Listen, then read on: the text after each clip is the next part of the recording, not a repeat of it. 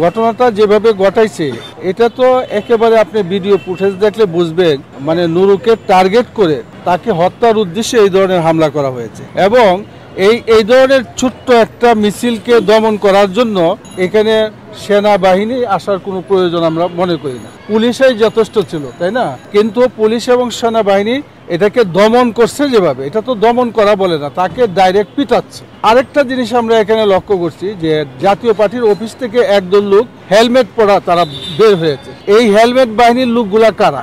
আমরা মনে করছি যে জাতীয় পার্টি হলো আওয়ামী লীগের দূষর। বিগত দিন আওয়ামী লীগের সকল সুবিধা তারা গ্রহণ করেছে, এখন এটার প্রতিদান দিতে চায়। এবং আওয়ামী লীগ বর্তমানে আমরা মনে করি বাংলাদেশে মানে বায়া জাতীয় পার্টি হয়ে তারা বাংলাদেশে আবার প্রবেশ করতে চায়।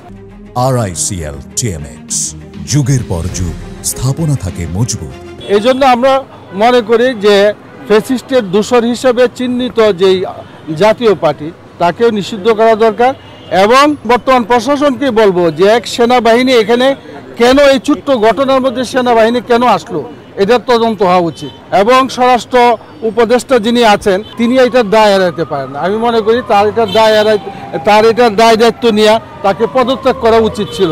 কারণ এমন একজন রাজনৈতিক ব্যক্তিত্ব নূরকে মারার অর্থ হলো যে গোটা জুলাই বিপ্লবীদের উপরে একটা আক্রমণ করা। সুতরাং আমরা মনে করি এটা সুষ্ঠু তদন্তের মাধ্যমে অতি তাড়াতাড়ি ভিডিও ফুটেজ দেখে তাড়াতাড়ি দোষীদেরকে পুলিশ যারা আছে সবাইকে জিজ্ঞাসাবাদের আওতায় আনা উচিত আমি মনে করি।